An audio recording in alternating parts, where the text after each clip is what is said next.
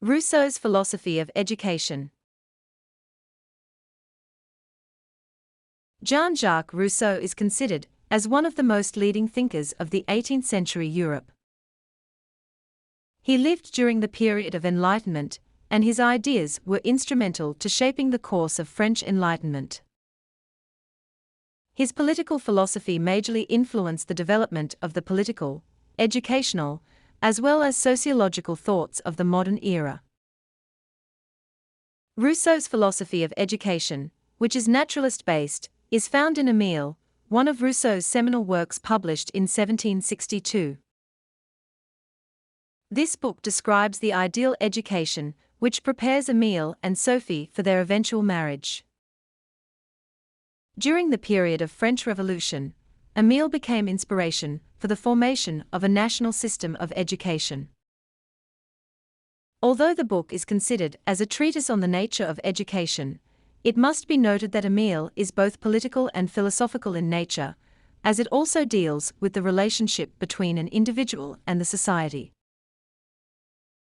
In Emile we can find Rousseau's concerns and ideas regarding the aims of education.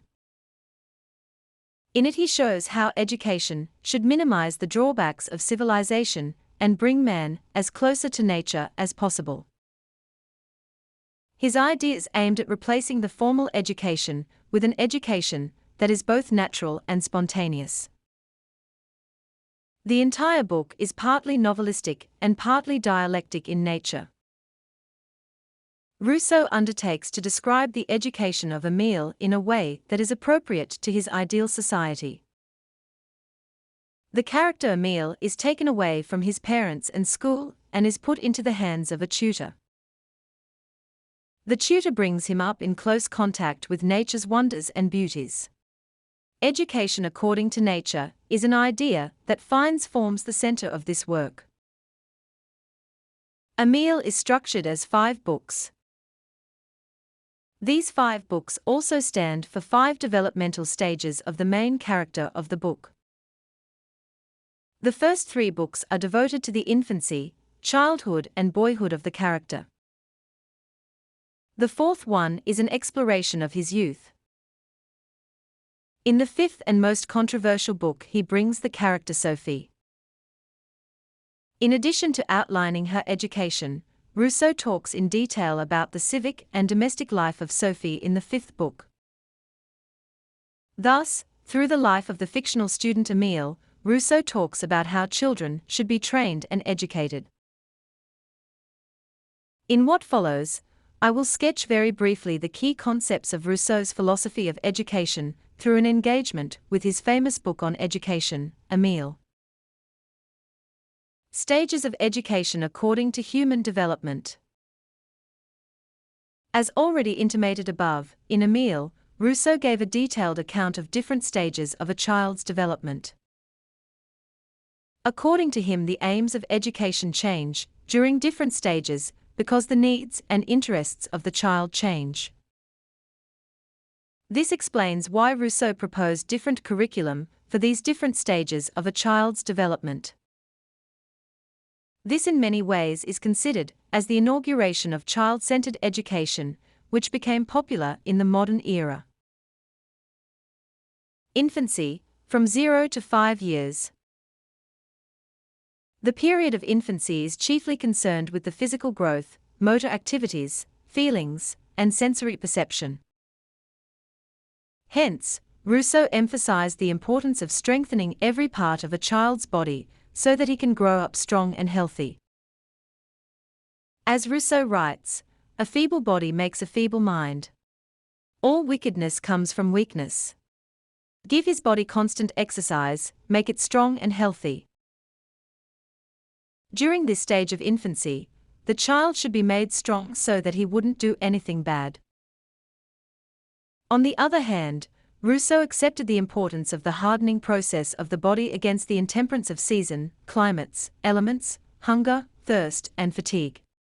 He maintained the view that hardships are nature's method of keeping children strong. Anything a child can do herself shouldn't be done for her. Thus, skills in walking, talking and self-help are to be developed in direct relation to a child's needs, with as little assistance as possible.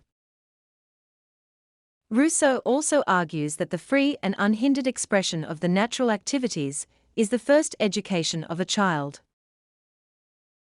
So, an infant should be allowed to act on her inner impulses, and she should be allowed to experience the direct results of her behavior. An infant should be given full freedom during this stage, and the aim of education should be to enhance the infant's physical development.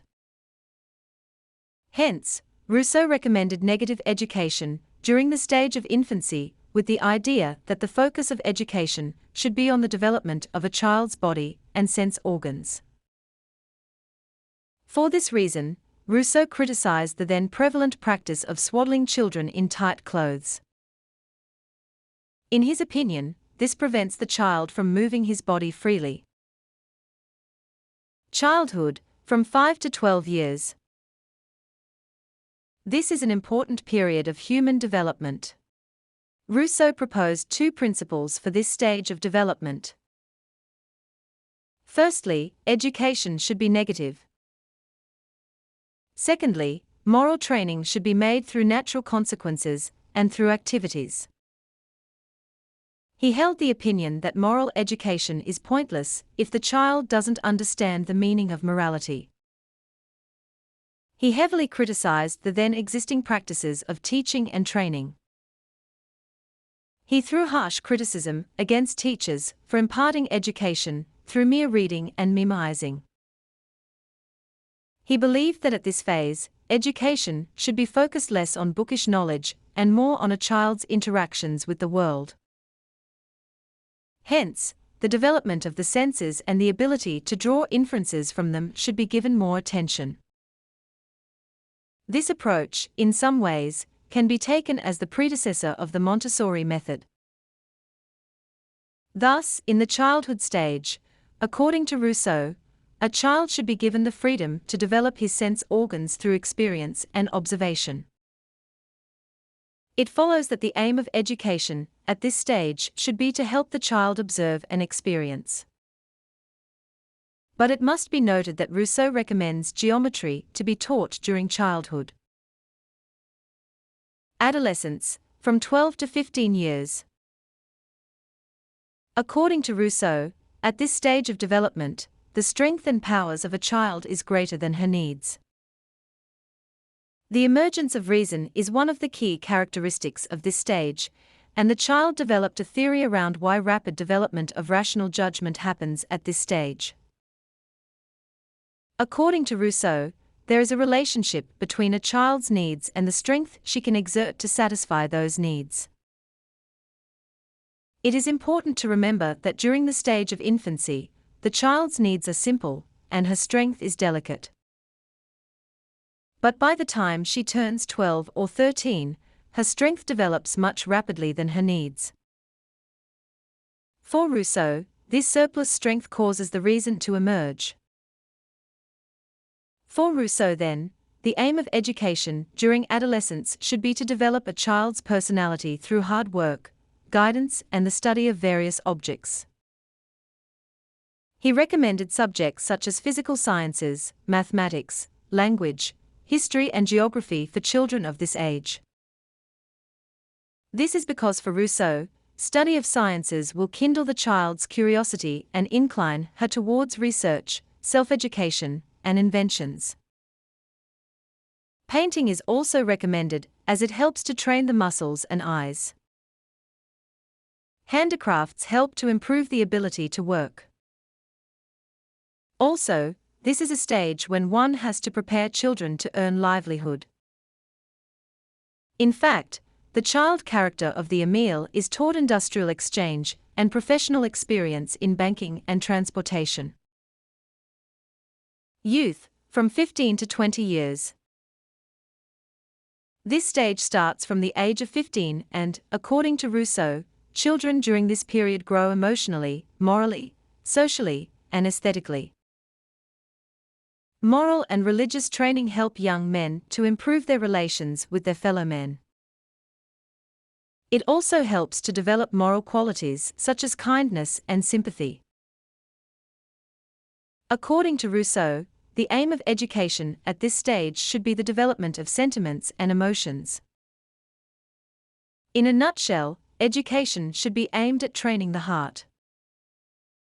The moral and social qualities of the youth develop when emotions and sentiments develop. In fact, Rousseau gave special emphasis to the moral education of the youth in order to prepare them to lead a good life.